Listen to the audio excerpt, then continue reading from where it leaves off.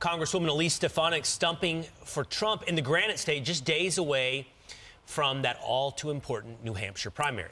Her appearances on the trail come as speculation continues to swirl about the former president and GOP frontrunner's potential VP pick. Here to react is the Congresswoman herself, Elise Stefanik, live in New Hampshire, where she's still on the trail. Congresswoman, thank you so much for being with us. So let me start with that fastball. If Donald Trump were to ask you to be his vice president, would you say yes? Well, Pete, I've said for well over a year, I'd be honored to serve in a future Trump administration. But we are focused today on making sure that we are showing strong support for President Trump. The energy and momentum is on his side. We had a great rally in Concord last night. You can feel the energy, and he just is coming off of a historic win in Iowa. And, of course, my responsibility right now is I'm proud to be the representative for New York's 21st Congressional District and the House Republican Conference Chair. But, of course, I'd be honored to serve in a Trump administration. Congresswoman, have there been discussions between you and President Trump about vice president? I'm not getting into any of my discussions with President Trump. I'm proud to call him a friend, and I'm proud to be the first member of Congress to have endorsed his campaign. I also am proud to be the leader standing in the breach on issues like election integrity, standing up against the 2 sham impeachments, and challenging these witch hunts with ethics complaints for these unethical, radical, far-left judges. Yeah, you know, Elise, I saw you recently on another network pushing back on this narrative of January 6th. You refer to those people in prison as hostages, as political dissidents. There have been some recent footage that has come out thanks to Representative Massey. You and Mike Johnson came on our show a few weeks ago, and he promised, the Speaker Johnson promised, to release all of the tapes. Apparently, not all of them have been released. What is the status of that? Because, and the only reason I bring it up is because you're fighting for Donald Trump right now, and they're using January 6th, that whole narrative, as a reason, as an excuse legally to keep him off of ballots, and really smear all of his voters. So, your thoughts on that?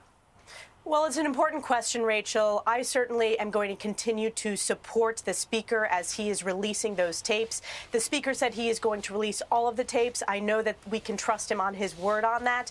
And transparency is very important here, Rachel, because if you look back to 2020, we know that the treatment of BLM violent rioters is vastly different from the nonviolent protesters on January 6th. So this shows the unequal justice system in our country right now. And it's one of the reasons why there's so much growing support for Donald Trump, because they know the system is rigged, and they know that this is the weaponization of the Justice Department, of the federal government, against Joe Biden's top political opponents. And it's not just President Trump. It's conservatives, it's Catholics, it's parents. Yeah. The American people know that deep down. Why is it taking so long?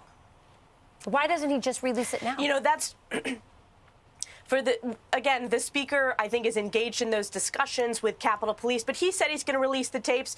He's going to abide by that, and I fully support that.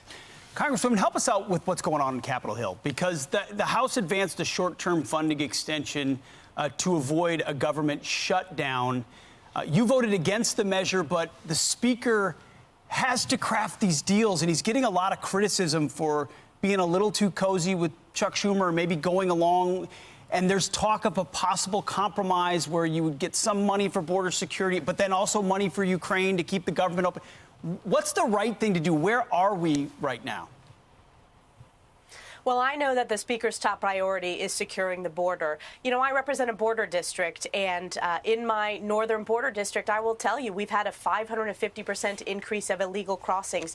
And my border district, it's part of the Swanton sector, which actually goes up to New Hampshire as well. So these northern border states were facing a catastrophic border crisis, as well, of course, of the over 8 million illegals that have poured across our southern border. The Speaker's priority in these negotiations is border security, and the House Republicans rally behind him in that priority as he engages in these discussions. And the reality is the House Republicans are going to stand up for border security on behalf of the American people, because we know that is the top concern among Americans, not just Republicans, but independents and Democrat voters as well. Congressman, you're in New Hampshire, as we talked about. It's coming up on Tuesday. Most of the polling does show that Donald Trump is up by double digits over Nikki Haley. What is the sense on the ground right now? And I know you are supporting the Trump campaign, but what is the sense on the ground right now about the way that will turn out, and not just in its result, but the length of the potential lead if it turns out the way the polls suggest? Well, first of all, the president delivered a historic win in Iowa, winning by a larger margin than any other Republican candidate in history. And the momentum is on his side. I will tell you, I represent a cold district. It is bitter cold in New York, and people were waiting for hours in support of President Trump last night at the rally. We had the endorsement from Tim Scott, which is so important. You're seeing people rally in support of President Trump, and we need his strong leadership, especially when we compare it to the weak leadership of Joe Biden. What we do not need is what we've seen from Nikki Haley, who on the issue of election integrity has mimicked Democrat talking points, has betrayed Donald Trump and betrayed voters. We do not need someone who has bowed to China, selling off agricultural land to communist China when she was governor of South Carolina. And we do not need, especially in the live free or die state, someone who has voted to increase the gas tax, who did that as governor.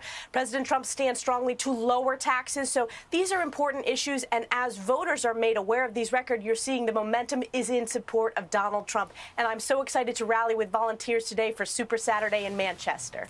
Well, you've been an incredible advocate for him, and again, defending him on many other networks in a very impressive fashion. Elise Stefanik, thanks for joining us. Thank you. Thank you. Thank you, Rachel. Thanks, guys. I'm Steve Ducey. I'm Brian Kilmeade. And I'm Ainsley Earhart. And click here to subscribe to the Fox News YouTube page to catch our hottest interviews and most compelling analysis.